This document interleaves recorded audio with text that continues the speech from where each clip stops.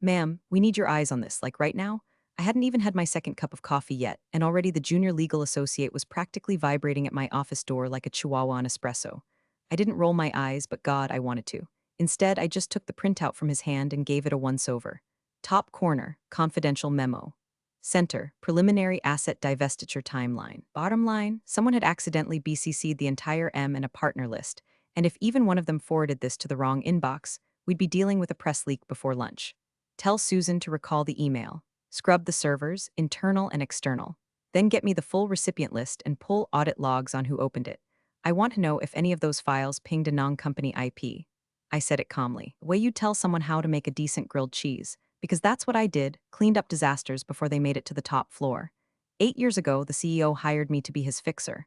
Senior strategist, technically. But mostly I played chess with a board full of jackals. I covered for their screw-ups, wrote the playbooks they never read, and made very, very bad problems go quietly away. This was a Tuesday. By 9:30 a.m., I'd already neutralized the leak, updated the kill switch protocol on external drives, and sent the internal comms team a revised routine testing email story to patch over the panic. Half the board hadn't even noticed. The CFO called me a miracle in heels, which is rich considering the man once tried to expense a safari trip as a leadership offsite. Anyway, crisis handled. I returned to my office, set down my coffee, and finally opened my calendar. It's when I noticed the first crack in the glass.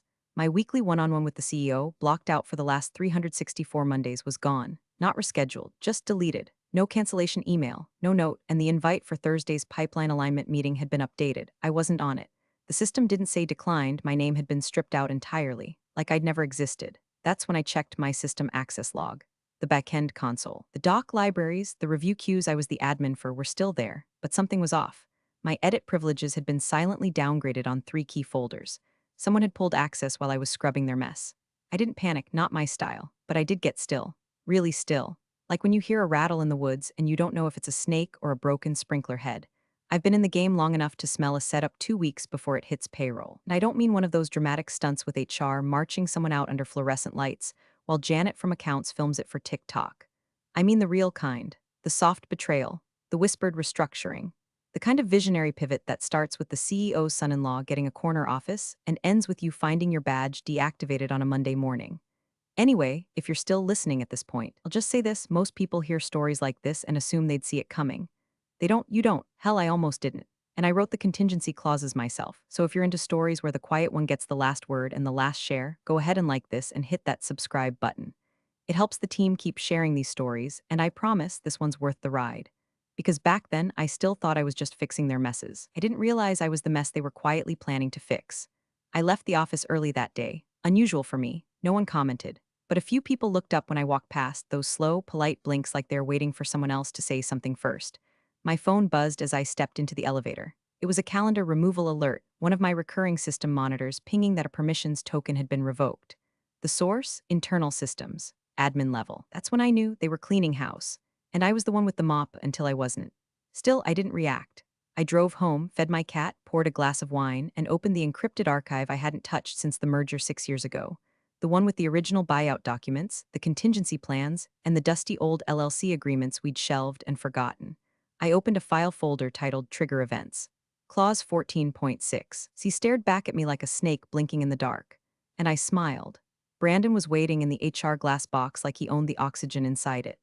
Buttoned up just tight enough to hide the boy still flinching underneath, he gave me that oily, rehearsed smile I'd seen in every VC pitch deck photo of him, the kind of smile that says, I watched one video on leadership and now I think I'm Churchill. HR's director, Sandra, perched across from him, already sweating through her peach-colored blouse, fingers fidgeting with a copy of the employee handbook she'd clearly never read. I stepped in and closed the door gently behind me. Lisa, thank you for joining us, Brandon started, voice artificially smooth like someone had coached him through this. We'll make this brief. I didn't sit. I just looked at him like I was inspecting drywall for mold. He continued anyway. After a strategic review of our operational structure, we've decided your position has been dissolved, effective immediately. Sandra chimed in, rehearsed too, retroactively actually.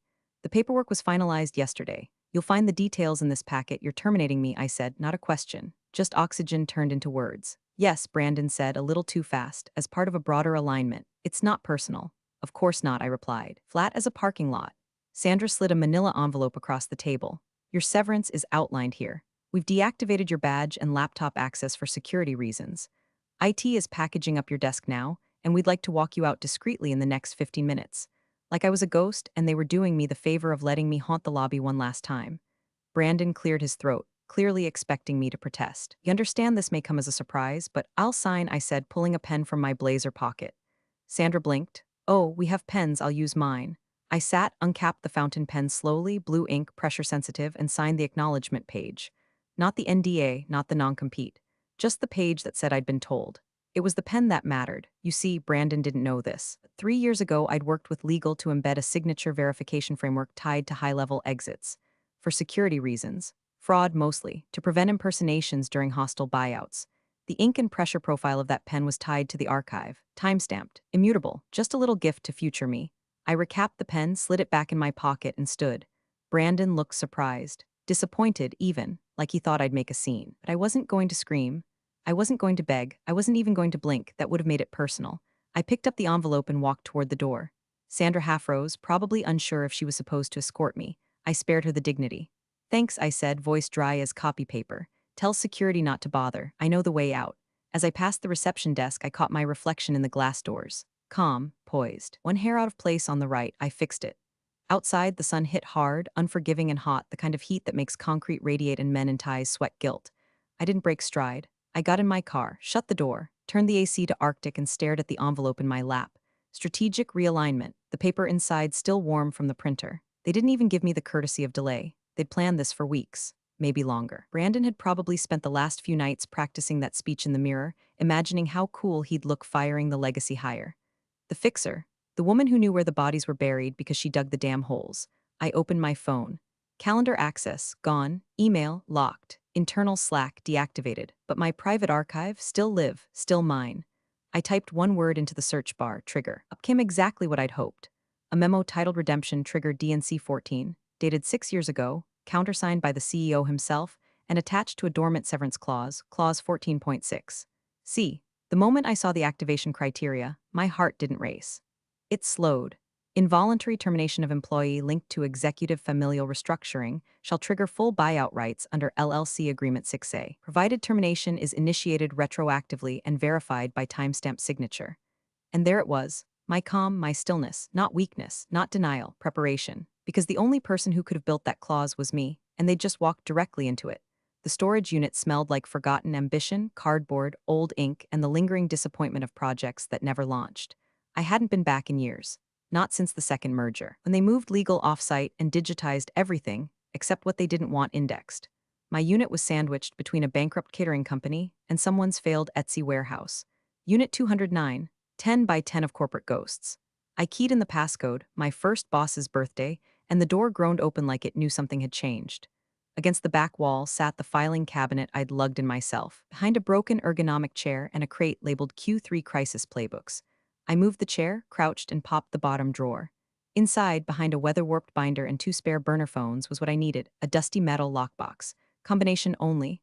I spun the dial, left 22, right 14, left 6. It clicked. Inside were files I'd compiled under a single hand-labeled folder, trigger events. Not in case of emergency. Not if something goes wrong. No. These were the break glass if they screw you papers. Not for panic, for precision. I flipped through them slowly. Clause 9, contractual immunity during executive misconduct cleanups, already expired. Clause 12, reinstatement rights if fired during acquisition.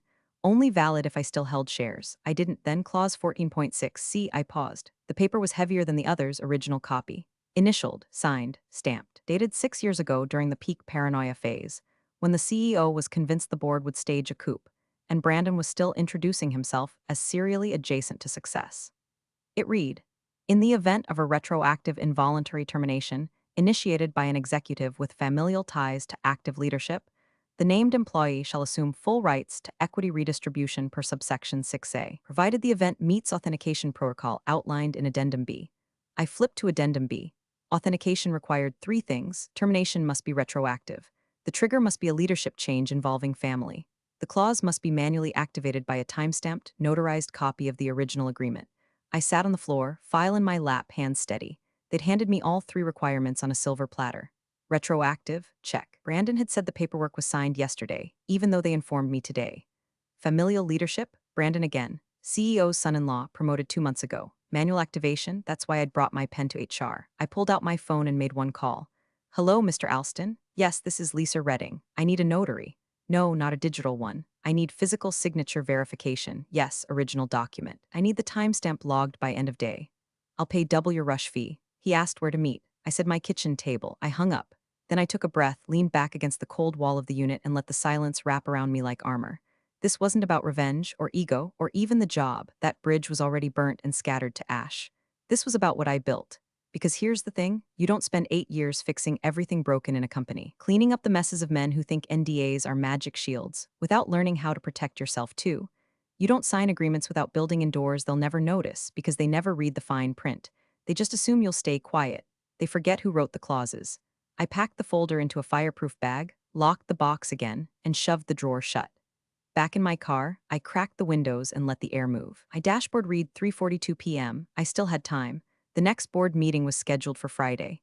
If they stuck to habit, Brandon would grandstand. The CEO would bluff and smirk. Legal would stay quiet, waiting for the mess to drip down the walls before they got involved. They'd think the fallout was still weeks away. But the moment this document hit their inbox with a verified timestamp and compliance signature, it was over. The equity wasn't in my name. Not yet, but that clause gave me full controlling interest in the trust that owned the equity pool, contingent on one thing, being fired by Brandon. I didn't need a raise. I didn't need applause. I needed them to underestimate me. Which, lucky for me, they had, repeatedly. By the time I turned onto my street, the notary had already texted his Ida. I poured a glass of water, set the document on the table, and straightened the corners. Then I waited. Sometimes, most powerful move isn't a punch. It's a pen. My lawyer, Mitch Caldwell, operated out of a brick office behind a dry cleaner and a vape shop, with a receptionist who never once looked up from her Sudoku. He was the kind of attorney who wore loafers without socks, not because he was stylish, but because he liked to remind you he hadn't run out of middle fingers since the 90s. I liked him because he never asked why, just how soon. Need you to verify one signature, I told him, sliding the file across his desk. I didn't sit. Dated March 12, 6 years ago. Original ink. Initialed per section 14, witnessed per addendum B. He flipped through the pages, raised one brow. This what I think it is. Nope, I lied smoothly. Just confirming a dormant agreement for audit prep. He nodded once and opened the drawer with the heavy-duty stamp kit. You want timestamp logging? Yes. Multiple redundancies. One digital, two physical. I'll scan and handle encryption later. Anything else? I was never here. He smirked. You always say that. And yet here you are not in prison, I replied. He gave the file 2 stamps, scribbled a note in his ledger, then slid it back without another word. I took it, thanked him, and left through the side door into the alley behind the vape shop. By the time I got home, the documents were still warm from the scanner bed. I lined them up on my desk. The notarized signature page, the full 14.6. See clause, and a 6-year-old internal memo that had been buried under risk planning so long ago, even IT forgot it existed. Title, Redemption Trigger DNC 14. I read it again, slower this time, letting each word settle like the weight of a loaded chamber. The memo explicitly named the LLC agreement tied to our equity trust. It outlined emergency activation conditions. It referenced the buyout mechanism. Most importantly, it bore the CEO's digital signature. Verified, archived, time-locked. They'd all signed off on it during the merger hysteria, when everyone was more worried about IPO headlines than the fine print in contingency clauses. I compressed everything into an encrypted bundle. Used a salted hash key I'd created years ago. Scheduled the delivery through an old enterprise-grade auto-trigger tool I'd once configured for crisis communications. One of my many invisible systems.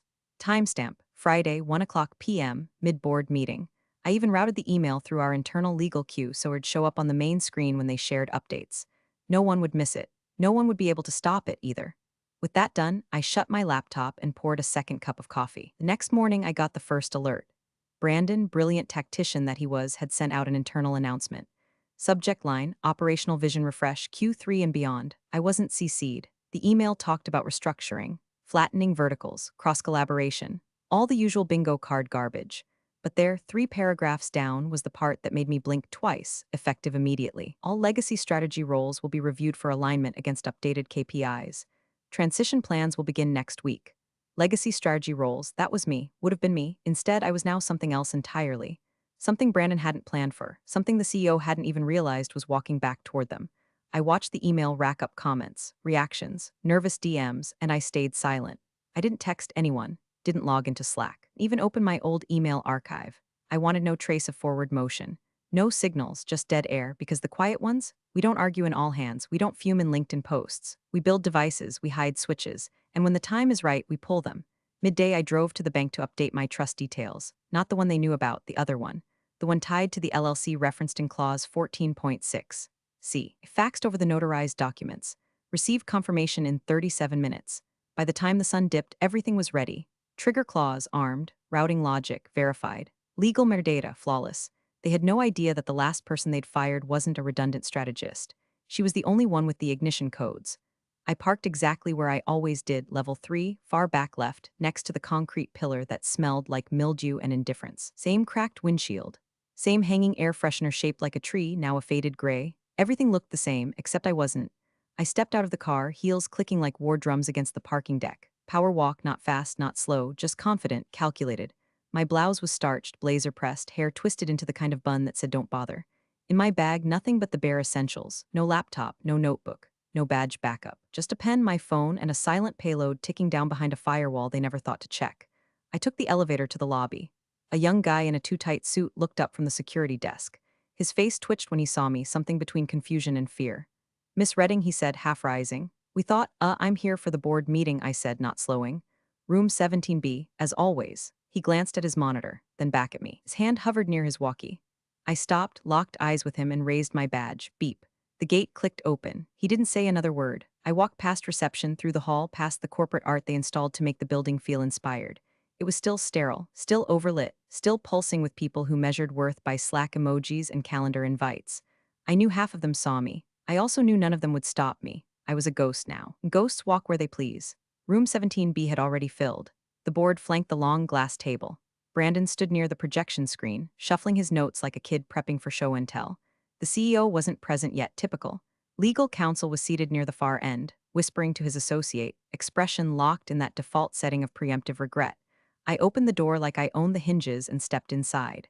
Brandon froze mid-sentence. He saw me, he blinked, and then he did something brilliant. He smiled. "Lisa," he chirped, voice an octave too high. "Oh, weren't expecting you today." I smiled back. "That's funny. I'm still on the board invite list.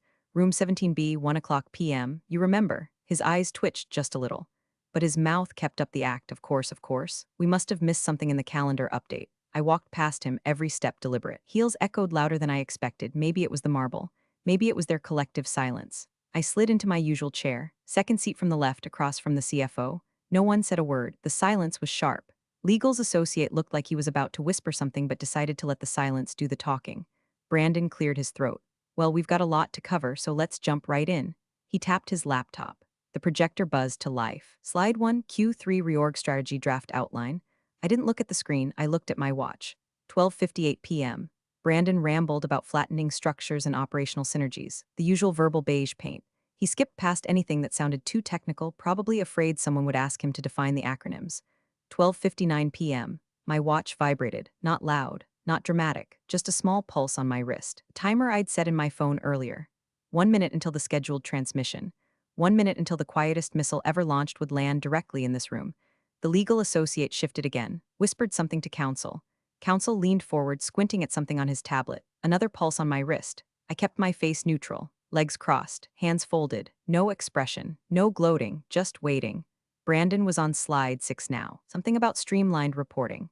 He didn't notice the subtle flicker in the room, legal's posture stiffening, two board members exchanging sideways glances. They could feel it, not consciously, but something had changed, like that moment before a storm hits when the pressure drops and everything gets too quiet. I leaned back slightly in my chair. Let them squirm, because the email was already in motion, routing through the internal legal queue. Labeled urgent, DNC 14 activation packet.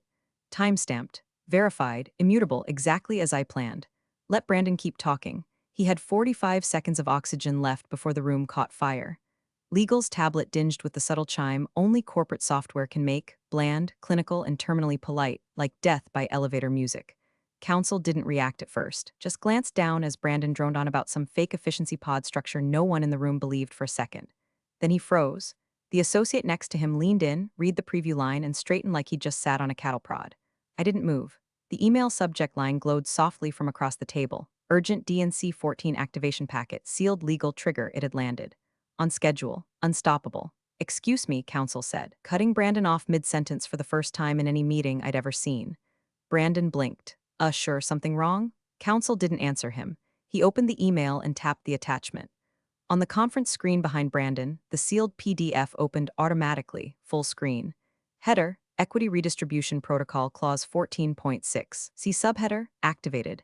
Involuntary termination event, verified. The room went so quiet you could hear the HVAC system struggling to keep up with the rising tension.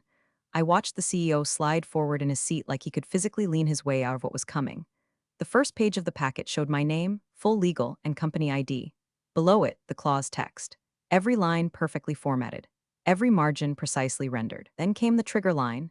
In the event that Lisa Redding is involuntarily terminated under circumstances involving executive familial restructuring, this clause shall be considered activated as of termination timestamp.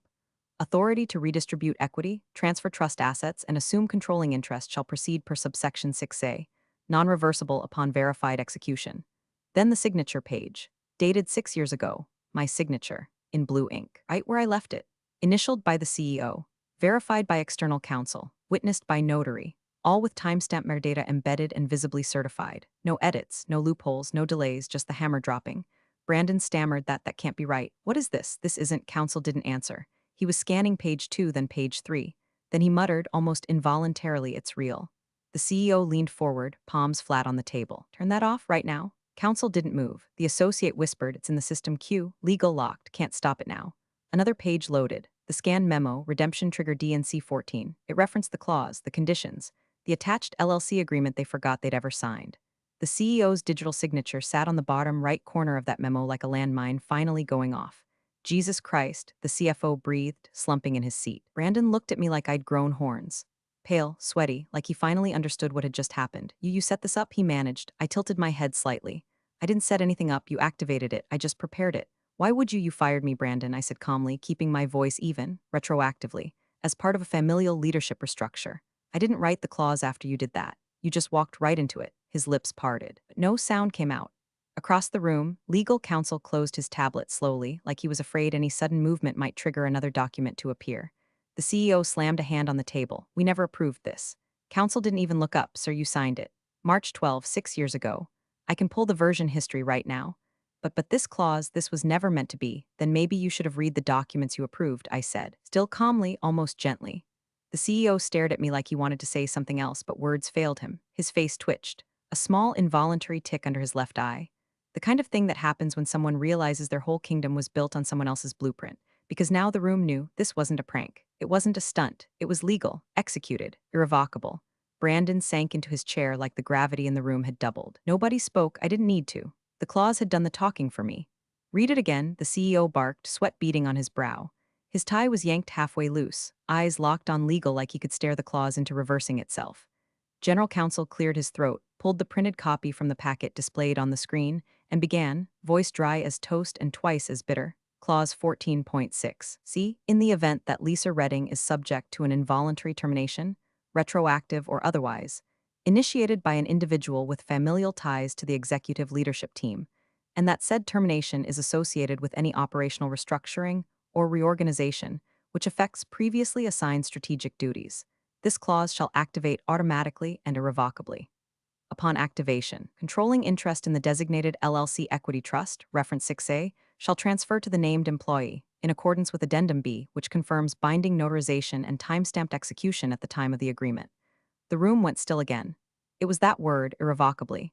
You could feel it hit the table like a gun with no safety. Brandon's chair let out a squeak as he shifted, neck blotchy, lip twitching. This is absurd. This clause wasn't meant to be live. We all signed 100 of these things during the merger blitz. None of them were real. Just filler. Counsel didn't even look up. It's not filler. The notarization is on file. External, state-registered, certified. There's a copy in the Delaware archives. Digital and physical. And the memo, the CEO spat. This so-called DNC whatever? Counsel nodded grimly. DNC 14. Redemption trigger. It's also signed by you. Twice. I never read that damn memo. A beat passed. Then counsel said in the softest, most legal way possible, that does not invalidate it, sir. From the far side of the room, the board chair, a woman who had said nothing until now, slowly leaned forward and murmured, Brandon, that email you sent about the Q3 realignment. He blinked, confused. What about it? The wording. You included strategic role reviews, correct? Yeah, but you referenced alignment against updated KPIs, transition planning, and if I recall, legacy roles no longer matching the operational vision. That was the phrase? He opened his mouth, closed it, swallowed. Yes, he said finally. Why? Her tone was gentle, surgical, because it's Exhibit A now. Brandon looked like he'd been hit in the sternum. General counsel continued, flipping to the printed email stapled to the back of the clause packet. Brandon's message directly references restructuring. It's timestamped before Miss Redding was notified of her retroactive termination. The clause activates based on that trigger, which means, the associate chimed in, nervous but precise, you fired her, in a way that fulfilled every single activation condition she herself drafted 6 years ago. The CEO looked like he might actually stand up and rip the projector off the wall. Instead, he said, has to be a way to walk this back. Freeze the equity. File a challenge. Something. General counsel had already flipped to the final page. There's a provision here. Any attempt to challenge activation shall result in automatic transfer of administrative control to the named party. Pending final arbitration, however, arbitration may only be initiated before termination occurs. A pause. You missed the window. I remained silent. My presence was louder than any rebuttal. Brandon opened his mouth again, closed it, reached for his water glass, missed the coaster, and fumbled slightly. The ice clinked. The CEO finally sat down hard, hands clasped like prayer, elbows pressed to the polished wood as if trying to summon divine reversal through sheer boardroom posture. Nobody spoke for a long time. They didn't need to. The room was unraveling not because I raised my voice or stormed in with threats, but because the paper trail had finally caught up. Every clause, every signature, every single oversight that came from assuming I was just a legacy asset quietly fading into obsolescence. The clause didn't just exist. It won, and now all they could do was scramble through pages trying to find an escape hatch I'd welded shut 6 years ago. At 1:07 p.m., while legal was still rifling through printouts like they were looking for a reset button that didn't exist, the CFO's phone buzzed. He ignored it. It buzzed again, then his tablet lit up, vibrating softly across the boardroom table. Then his laptop. Then the board chair's phone. Then Brandon's. One after another, a cascade of quiet little alarms, barely noticeable beneath the tension in the air, but growing, spreading like digital wildfire. The CFO finally picked up his tablet and stared at the alert. The blood drained from his face. What? The CEO barked, voice raw, still lodged somewhere between fury and disbelief. The CFO didn't answer right away. He tapped, scrolled, then exhaled through his nose like a man watching his own funeral slideshow. It's a routing update, he muttered. Counsel leaned forward. From where? Equity admin portal. Finance. It's the executive pool just reindexed ownership control. System flagged a clause execution protocol. Routed the override through the LLC holding account. He turned the screen so they could see. My name, not as a beneficiary, as the administrator. Ownership 72% of executive equity holdings consolidated via clause 14.6. See per LLC 6A. Timestamp 10007 p.m. The board chair whispered, that's a majority. No, I said finally, voice calm as ever. That's control. Brandon coughed. That's not possible. The clause didn't say anything about. Counsel cut him off. It did. You just didn't read that far. Addendum C specifies that upon execution, all equity tied to executive performance packages, vesting or otherwise, consolidates under trust control, and that the named administrator assumes governance. The CEO slammed his fist against the table. This was not the deal. She was supposed to take the cash severance and go quietly. Counsel turned to him, and for the first time in the entire meeting, he raised his voice. Don't touch her. Don't raise your voice, don't even stand near her. Excuse me? She's not staff anymore. She's not subject to your chain of command. She's not under HR. She's not an employee. She's a stakeholder. No, an owner, counsel corrected, with authority, with signatures, with filing rights. Brandon was blinking too fast now. There's got to be something, some opt-out, some clause to there isn't, the CFO muttered. It's been 6 years. The clause wasn't challenged, wasn't sunset, and now it's live. Fully enforced. System already processed equity transfer and notified the SEC. It's done. The CEO's mouth hung open. His face, that usual cocktail of ego and overconfidence, was stripped bare. Behind his eyes, I saw the dawning realization. This wasn't a PR nightmare. This wasn't an HR mistake. This wasn't a reputational hit he could gaslight into irrelevance. This was structural, foundational, permanent. He leaned back in his chair like the table itself might bite him. His hands gripped the armrest so tightly the leather creaked. The board chair looked at me for the first time. Lisa, she said, measured. Do you intend to take an active role? I tilted my head. What do you mean? Do you want to vote? I smiled faintly. Not yet. Silence. The weight of the moment wasn't just in the equity transfer or the clause execution. It was in the shift of who mattered. The woman they hadn't CC'd. The one whose desk they boxed up without a second thought. The one who used to sit silently in strategy meetings while Brandon tossed around buzzwords like hypergrowth and synergy ecosystems. Now I was the only one in the room whose name the servers still obeyed. The lawyer adjusted his tie. We'll need to update the capitalization table. The CFO nodded grimly. Already done. System pinged it automatically. Someone at the far end of the table stood and quietly excused himself, probably off to call their personal lawyer. Brandon opened his mouth again, but there was nothing left to say. He looked at me like I'd broken the laws of physics. I hadn't. I'd simply enforced the ones they never bothered to read. From ghosted to untouchable. from background noise to controlling voice. And the best part? I hadn't raised my voice once. The CEO didn't breathe so much as seethe. His chair scraped backward with a violent squeal as he stood, no lunged across the table toward the clause printout like he could physically rip the ink off the page and make the last 10 minutes unhappen. His fingers trembled as he grabbed it. This is fake, he hissed, spit forming in the corners of his mouth. This signature, this isn't real. There's no way we signed this. No way she get forensics, he barked, turning to legal. Get them now? Get the signature specialists. The file authenticity team. I want a full audit. Full breakdown, digital forensics, I want timestamps. Logs, if this is doctored, I swear to God, he didn't finish. Because counsel, who had gone quiet again, just sat there. Calm, tired even. Then, after a long breath, he said in a voice so even it almost sounded like sympathy, we already did. The CEO blinked. Counsel continued. 3 years ago, during the archive audit after the liquidity panic, every dormant clause tied to equity or executive power was verified and catalogued, including this one. He picked up a folder from his bag, opened it. Here's the timestamp verification from Kessler and Blaine. Notary ID 1785C, state certified, signature authenticated, pressure curve, ink density. Dated March 12, exactly as filed. Witnessed, logged, and stored by you, sir, on company record. He placed the folder on the table like a headstone.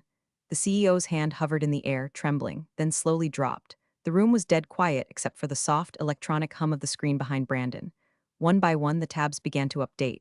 Equity routing confirmation complete. Ownership control index updated. Clause execution flag green. Notifications sent to legal finance sec. Final status irreversible. It was done. Not tomorrow. Not pending review. Not subject to appeal. Executed. I stood up. The chair didn't scrape, didn't squeak. Just eased backward like it was letting go. I reached into my bag and pulled out my old company badge. That little laminated square I used to wear every day like armor until it became a target. The one that buzzed me into meetings I was no longer invited to, halls where my name was slowly disappearing. I placed it on the table, dead center, turned it so the name faced Brandon. He looked up at me, lips parted, face pale, eyes wide. He didn't speak, he didn't move. Thanks for firing me, I said, voice quiet, crisp. I couldn't activate it myself. The lawyer closed his folder. The CFO exhaled, long and low. And on the wall behind them, the boardroom screen flickered once, then locked into a single line of text, white on black, ownership transfer complete. No music, no dramatic gavel. Just silence. I turned, walked to the door, and left without another word. Big thanks for watching, you sneaky seniors. Subscribe to keep the coffee pot brewing revenge. Your ex-colleagues won't know what hit him.